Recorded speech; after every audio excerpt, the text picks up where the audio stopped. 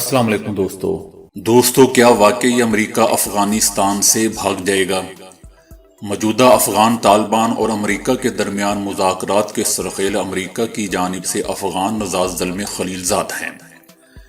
وہ ماضی میں افغانستان میں امریکہ کو پھنسانے والی عالمی صہیونی لابی کے ایک اہم پرزے کے طور پر خدمات انجام دیتے رہے ہیں۔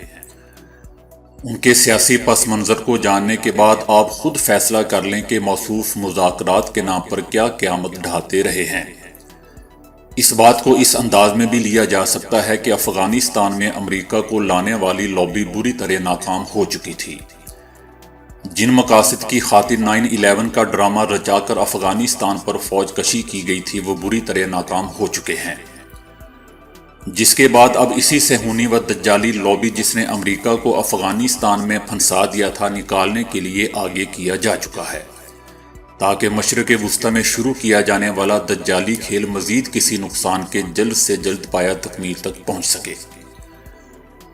دوستو، اس سارے معاملے میں پاکستان کو چاروں طرف سے سب سے زیادہ خبردار رہنے کی ضرورت ہے۔ امریکہ اور بھارت اور کچھ عرب ملکوں کی کوشش ہے کہ کسی نہ کسی طرح افغانستان میں امریکی فوج کی جگہ پرائیویٹ دہشت گرد امریکی تنظیم بلیک واٹر کے قدم جمانے میں مدد مل سکے، تاکہ امریکہ کے انخلاء کے بعد بھی یہاں میدان گرم رہے۔ امریکیوں کا خیال تھا کہ افغان طالبان کے ساتھ مذاکرات کے نام پر لمبا وقت حاصل کر کے افغانستان میں جنگ بندی کرا دی جائے گی، تاکہ امریکہ اور اس کے صہیونی و دجالی اتحادیوں کا مزید نقصان نہ ہو سکے۔ لیکن افغان طالبان نے اس شک کو بھی نہ مان کر ان کے منصوبے پر پانی پھیر دیا۔ افغان طالبان کا موقف تھا کہ مذاکرات چاہے کتنے ہی طویل کیوں نہ ہو، لیکن افغانستان میں غیر ملکی حملہ آور فوج کے خلاف جنگ جاری رہے گی۔ دوسری جانب بھارت اور اسرائیل کی پاکستان کے ہاتھوں زخم کھانے کے بعد تاحال چین سے نہیں بیٹھے ہیں اور نہ ہی وہ آئندہ بیٹھیں گے۔ اس لیے وطن عزیز کے دفاع کے ضامن اداروں کو ہر وقت چوکنا رہنا پڑے گا اور قوم کو اپنے دفاعی اداروں کی پشت پر پوری بامردی کے ساتھ کھڑا ہونا پڑے گا۔ امریکی قوم کو نیشن آف دا نیشنز کہا جاتا ہے، یہیں بہت سی قوموں پر مشتمل ایک قوم۔ دور جدید میں امریکہ حسن بن صبا کی ایک ایسی جنت بن چکا ہے جس میں داخل ہونے اور دنیاوی رنگینیوں اور عنائیوں سے معمور اس شیطانی سرزمین کا ہر کوئی معاشرتی حصہ بننا چاہتا ہے۔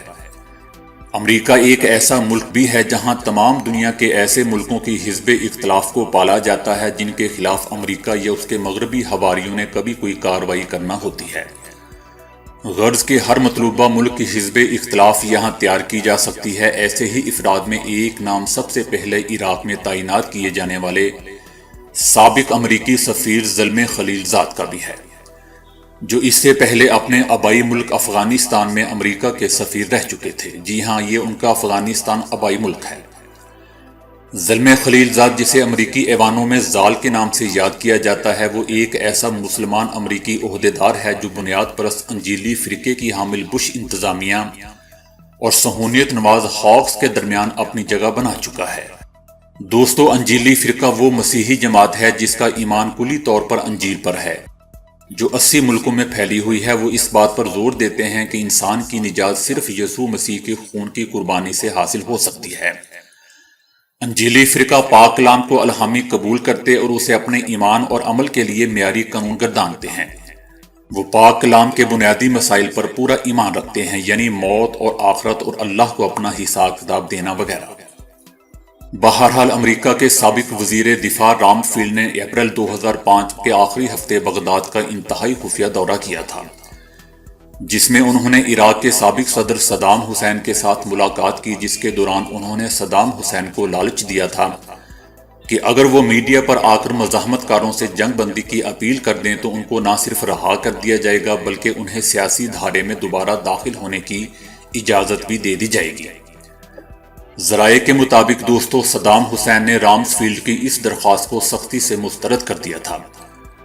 عرب صحافتی ذرائع کے مطابق اس سفارتی سرگرمی میں بھی زلمے خلیل زاد کا مشورہ شامل تھا۔ غالباً یہ تجویز انہی ہی کی جانب سے آئی تھی۔ دوستو، زلمے خلیل زاد القاعدہ اور طالبان کے نام پر اسلام کے خلاف شروع کی جانے والی جنگ میں ایک ایسے ملک کے خلاف امریکیوں کا ساتھ دینا تھا، یعنی افغانستان، جس کی بنا پر 34 برس تک اسے شناخت ملی۔ زلمے خلیلزاد افغانستان کے شہر مزار شریف میں 1951 کو پیدا ہوا۔ ان کے والد پشتون اور والدہ تاجک نژاد تھی۔ ان کی ابتدائی تعلیم تربیت کابل میں ہوئی۔ زلمے خلیلزاد کے والد افغانستان کے سابق شاہ ظاہر شاہ کی کابینہ میں مشیر کی حیثیت سے کام کرتے تھے۔ اس زمانے میں زلمے خلیلزاد کے والد کے امریکیوں اور برطانیوں سے بھی قریبی تعلقات تھے، یا یوں کہا جائے کہ زلمے خلیلزاد کے والد کی جو فائل امریکی اور برطانوی محکمہ خارجہ میں موجود تھی، اس کے مطابق یہ شخص کام کا آدمی تھا۔ اسی ماحول میں زلمے خلیلزاد کی تربیت ہوئی۔ دوستو، زلمے خلیلزاد نے بیروت کی امریکن یونیورسٹی سے داخلہ حاصل کیا۔ وہ فلسطینیوں کو مظلوم سمجھتا تھا، مگر جلد ہی ان کی سوچ میں انقلابی تبدیلی آئی۔ وہ انتہا پسندانہ مغربی سوچ کے حامل ہو گئے۔ یہ تبدیلی بیروت کی امریکی یونیورسٹی سے امریکہ کی شکاگو یونیورسٹی منتقل ہونے کے بعد آئی۔ شکاگو یونیورسٹی سے انہوں نے 1979 میں پی ایچ ڈی کی ڈگری حاصل کی۔ ان کے مقالے کا عنوان تھا ایران کا ایٹمی پروگرام۔ یہی وہ سال دوستو تھا جب شاہ ایران کو ملک سے فرار ہونا پڑا تھا۔ شاہ ایران کو امریکی ایجنٹ قرار دیا جاتا تھا، لیکن حقیقت میں خود امریکی کی یہودی لابی شاہ ایران کے خلاف ہو چکی تھی، کیونکہ اس نے امریکی میڈیا پر کھلے الفاظ میں یہ بات برملا اظہار کر دیا تھا کہ امریکہ اور ان کی پالیسیوں میں یہودی قابض ہیں اور وہی ایران کا تیل پانی کی قیمت پر خرید رہے ہیں۔ یہی وجہ ہے کہ اسی سال ایرانی انقلاب کی روح رواں آیت اللہ خمینی طویل جلاوطنی کے بعد ایران میں داخل ہوئے تھے۔ زلمے خلیلزاد کے امریکیوں کے ساتھ ان کے قریبی تعلقات بیروت کی امریکن یونیورسٹی سے کے دوران ہی استوار ہونا شروع ہو گئے تھے۔ اس سلسلے میں کابل میں موجود ان کے والد کے امریکیوں سے قریبی تعلقات ذریعہ بھی بنے تھے۔ اس سلسلے میں دوستو کلیدی کردار ان کے اس وقت کے کلاس فیلو پال وولفرڈ نے ادا کیا، جو بعد میں بش انتظامیہ میں شامل ہوا۔ اس سلسلے میں دوستو کلیدی کردار ان کے اس وقت کے ایک کلاس فیلو پال وولفرڈ نے ادا کیا، جو بعد میں بش انتظامیہ میں شامل بھی ہوا۔ اس کے بعد اہم کردار زلمے خلیلزاد اور پال وولفرڈ کے استاد پروفیسر البرٹ نے ادا کیا۔ پروفیسر البرٹ پال وولفرڈ اور زلمے خلیلزاد کا پی ایچ ڈی کے شعبے میں نگران پروفیسر تھا۔ زلمے خلیلزاد نے 1985 میں امریکی شہریت حاصل کی۔ اس کے بعد وہ امریکی وزارت خارجہ میں سیاسی پلاننگ کے شعبے میں مشیر کی حیثیت سے داخل ہوئے۔ اس ادارے کی سربراہی اس وقت شکاگو کے یونیورسٹی میں ان کا ساتھی پال وولفرڈ کر رہا تھا۔ اسی دور میں جب سوویت یونین افغانستان میں داخل ہوا تو خلیلزاد کی قسمت کا ستارہ عروج پر پہنچ گیا، جس کی سب سے بڑی وجہ ان کا افغانی نژاد ہونا تھا۔ افغانستان میں سابق سوویت یونین کے خلاف جدوجہد کے دوران زلمے خلیلزاد کو امریکی انتظامیہ کی اگلی صفوں میں کام کرنے کا موقع میسر آیا۔ ان کا تعلق ان امریکی عہدیداروں میں ہونے لگا جنہوں نے سوویت یونین کے خلاف مشترکہ جدوجہد کے لیے امریکہ اور دنیا بھر کی اسلامی تحریکوں کے درمیان روابط استوار کرنے کی کوششوں کا آغاز کیا تھا، تاکہ دنیا بھر سے مجاہدین بھرتی کر کے انہیں افغانستان میں سوویت یونین کے خلاف لڑایا جائے۔ دوستو، زلمے خلیلزاد نے 1988 میں اس وقت کے امریکی وزیر خارجہ جارج شلٹز کو ایک رپورٹ پیش کی تھی، جس کے مطابق صدام حسین کی قیادت میں عراق ایک زبردست فوجی قوت بنتا جا رہا ہے۔